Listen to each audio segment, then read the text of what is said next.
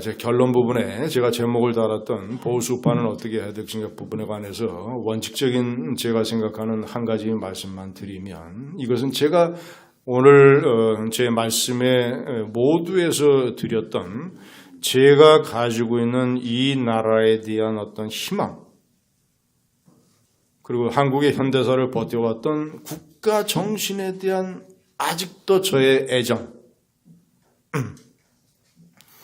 이 부분과 연결이 되는 그런 요소이기도 합니다. 아무리 무슨 전교조니 이런 영향으로 해서 언론노조, 민노총 이런 영향으로 해서 이 나라가 망가질 대로 망가져 있지만, 그렇지만 제가 기대하고 믿는 어떤 이런 우리는 무엇을 다시 찾아서 이 난관을 돌파해야 될 것인가.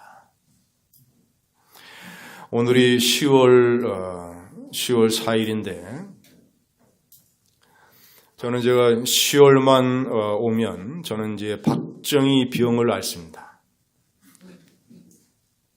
10월만 되면 개인적으로 왜냐 10월 26일 박정희 대통령이 피살된 그 날이 10월에 있기 때문에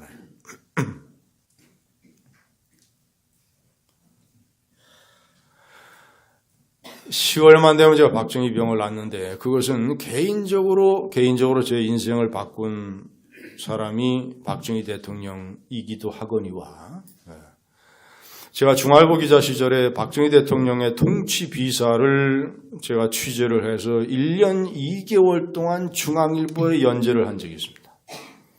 박정희 대통령의 통치 비사. 제가 그걸 책으로도 냈었는데, 제가 그 통치 비사를 쓰면서 제가 박정희 대통령의 이 가족, 예를 들어서 근해양, 당시에는 근해양, 그리고 그 밑에 근령양, 또는 무슨 장관, 수석, 또는 이발사, 이 각종 국회의원들 또는 이런 부하해서 한 100명 정도로 그때 만났었었는데, 중요한 사람만 꼽자면, 그때가 박정희 대통령 사후 12년이 지났을 때였습니다. 1991년. 그래서 박정희 대통령을 비판을 해도 하나도 불이익을 당하거나 어려움을 겪을 그럴 상황이 아니었어요. 박정희 대통령에 관한 한 우리 사회에 언론의 자유가 있었을 때였습니다. 근데 제가 100명을 만나서 얘기를 듣는데 거의 모든 사람이 박정희 대통령을 존경하고 그리워하고 그의 시대를 칭송하고 그의 업적을 찬양을 하고, 모든 사람이 제게 그랬습니다. 그게 저에게는 상당한 충격으로 다가왔어요. 그때 제가 중앙일보 기자를 시작한 지 5년이 됐을 때였는데 상당히 젊은 기자였죠. 그리고 박정희 대통령 유신 시절에 대학교 생활을 보냈던, 박정희 대통령에 대해서 상식적으로 비판적인 생각을 자연스럽게 가질 수 있는 세대 중의 한 사람. 만나본 박정희 대통령 사람들, 박정희 사람들 100명이 저에게 얘기해준 박정희의 모습은 저에게 하나의 충격으로 다가왔어요. 그래서 그때서부터 제가 박정희 공부를 시작을 했습니다. 박정희라는 사람은 어떤 사람이길래 100명이 저렇게 나에게 얘기를 하느냐. 그래서 제가 그 박정희의 비밀을 캐기 위한 공부를 했고, 제 나름대로 얻은 결론은 이 100명의 마음을 움직인 것은 박정희의 진정성이구나. 한두 사람을 속일 수 있고 두세 사람에게 좋은 말을 들을 수 있지만 100명 모두에게 저런 평가를 받을 수 있는 것은 진정성이라는 비밀 빼놓고는 설명이 되지 않는다. 가장 줄기는 진정성이고 가지는 예를 들자면 그의 뛰어난 능력, 경략, 군사적인 판단, 일관성, 실무 능력, 사람을 고르는 선구안, 개혁정신, 이런 것들이 중요한 가지로 7, 8개가 딱 달려있는다고 생각을 한다면 그 가운데의 줄기와 뿌리는 지도자로서의 진정성. 절대 탁현민류의 쇼로는 절대 이룰 수 없는 진정성. 오랜 세월 국가에 대한 생각과 국가에 대한 염려와 자신의 시대적 소명에 대한 엄청난 확신에서 나오는 진정성. 이 나라를 한번 제대로 바꿔보겠다는 생각이 확신이 있으니까 일본 천황에게 충성을 맹세하는 혈서를 써서라도 내가 만주 군관학교에 들어가서 군인이 되어야 되겠다. 그런 행동이 거꾸로 가능하게 되는 것이죠. 그 멀리 진정성의 목표가 있기 때문에 내가 인생을 어디에 바칠 것인가. 이 수천 년 가난에 찌든 이 나라 한번 제대로 한번 바꿔봐야 되겠다. 그래서 먹는 것 앞에서 모든 사람이 평등한 그런 나라. 그런 나라를 한번 내가 만들어 보겠다라고 생각하는 그 진정성의 확신이 있으니까 나머지 박정희의 행동이 다 설명이 되는 겁니다.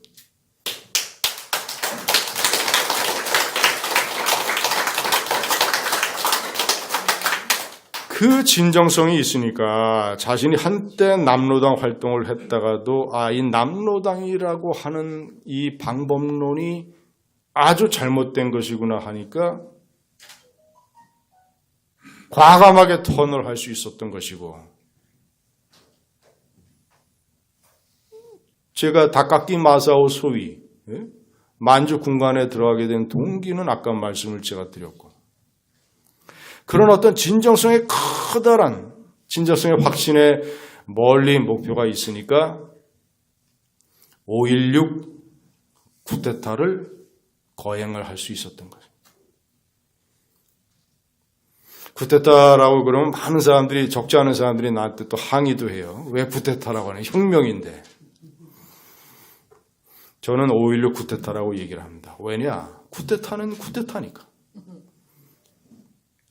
현실적으로 헌정질서를 뒤엎고, 하지만 그 동기가, 5.16은 쿠데타의 유신은 독재였습니다. 그러나 그 동기가 자기 자신의 장기적인 집권이나 정치적인 야욕이나 자기 자신이 잘 먹고 잘 살겠다는 부귀영화의 야욕이 아니라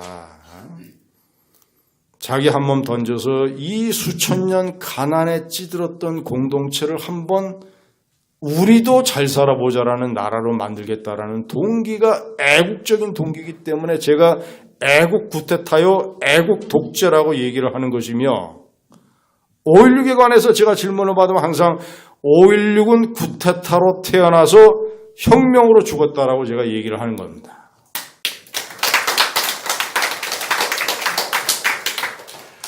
그래서 박정희라는 인간이 제 인생을 사실 바꿔놨습니다. 박정희 대통령 때문에 저의 사생관도 바뀌고, 박정희 대통령은 쿠데타를 했는데, 쿠데타를 해서 온갖 가난, 온갖 난관과 위기와 이 백면서생들, 야당 세력과 교수들의, 이 백면서생들의 반대를 무릅쓰고 고속도로를 닦고 제철공장을 짓고 반도체를 하고 배를 만들고 해서 이 거대한 국가 개혁 개조 작업을 만들었는데, 거기에 비하면 박정희 대통령의 10분의 1, 100분의 1만 해도 그래도 우리의 삶이 의미가 있는 것 아니겠느냐. 이렇게 제 개인적인 인생을 바꾸는 사람이 박정희 대통령이기 때문에 10월만 되면 제가 박정희 병을 앓습니다.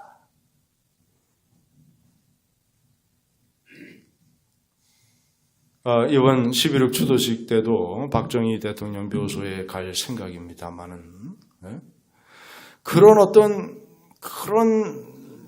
위대한 지도자와 그 시대를 견뎌낸 우리 한국인들의 그런 저력과 희생과 그런 역사가 있었는데, 그래서 이 나라가 이렇게까지 살 수 있는 나라가 되었는데, 그 정신의 3분의 1 반만이라도 우리가 다시 되살린다면 이 지금 당면하고 있는 위기를 우리가 극복해낼 수 있지 않겠느냐.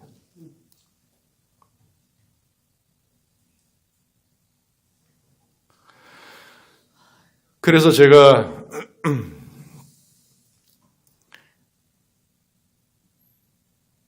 박근혜 대통령이 지금 감옥에 있는 이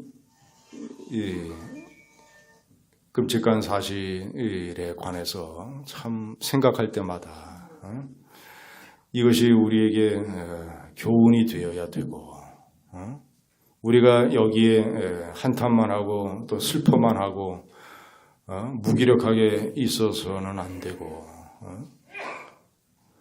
저는 이제 그런 메시지가 박근혜 시대에 있었다고 봅니다. 박근혜 대통령도 초반에는 국정 운영을 굉장히 잘했어요. 2012년 12월 대통령 선거 때 박근혜 후보하고 문재인 후보가 결어서 개표가 진행이 되는데, 맨 마지막에 개표가 다 끝나면서 박근혜 대통령 후보의 득표율이 51.6%였습니다. 516.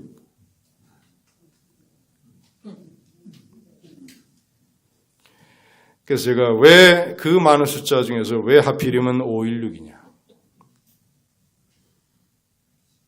저는 그렇게 생각을 했습니다.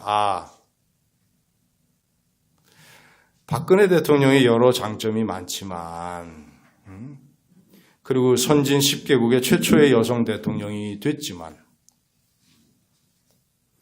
하늘에 있는 아버지 박정희 대통령의 시각으로 봤을 때는 박근혜 대통령 임기 중에 한반도의 운명에 영향을 미칠 중요한 일이 발생할 가능성이 크고, 자기 딸 박근혜 대통령은 남편도 없고 가까이서 도와줄 수 있는 든든한 기둥이 없을지도 모르니 내가 하늘나라에서나마 염력을 통해서 내 딸을 한번 지켜줘야 되겠구나라고 하는 메시지가 51.6%라는 숫자 아니었겠는가.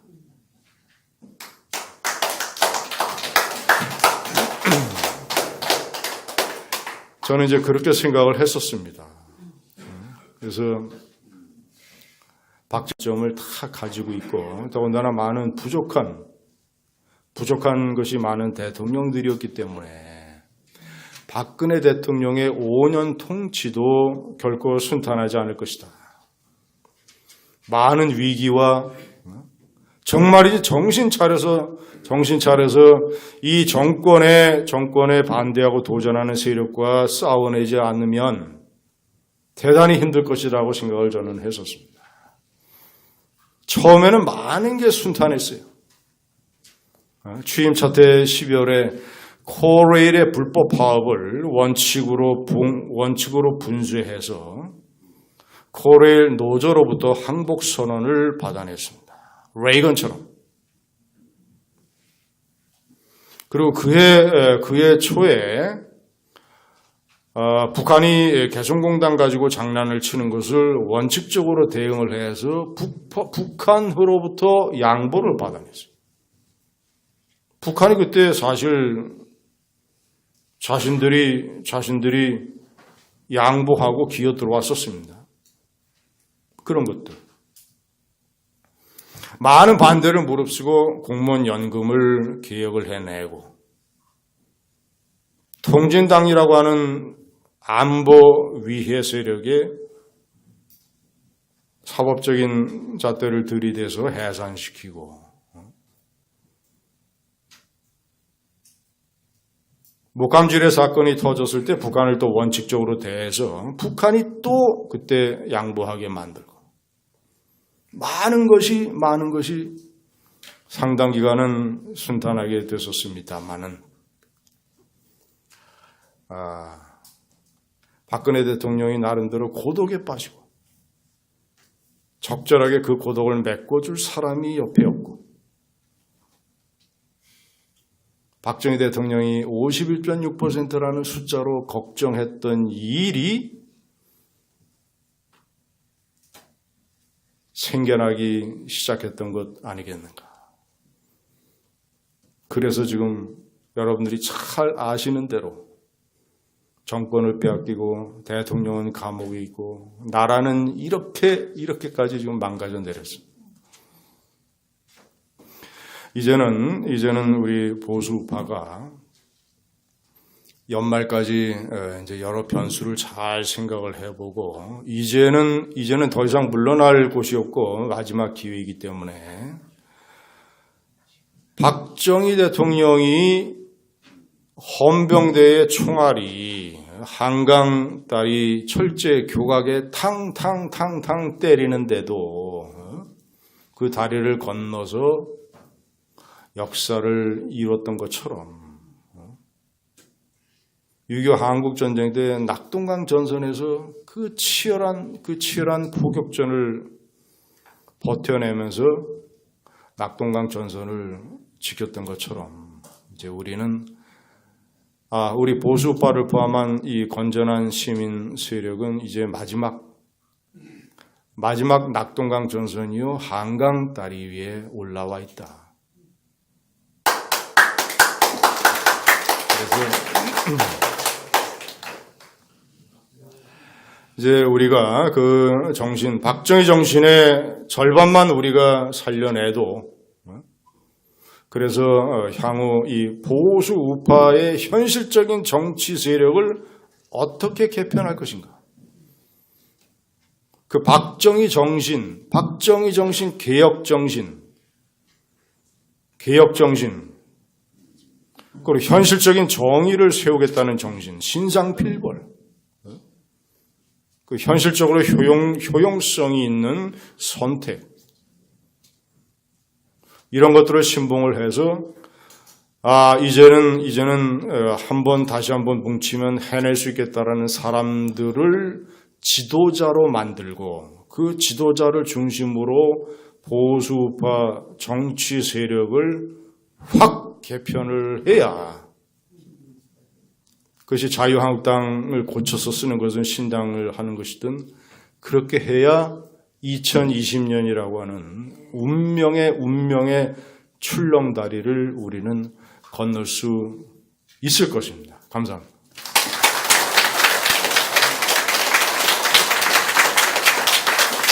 것을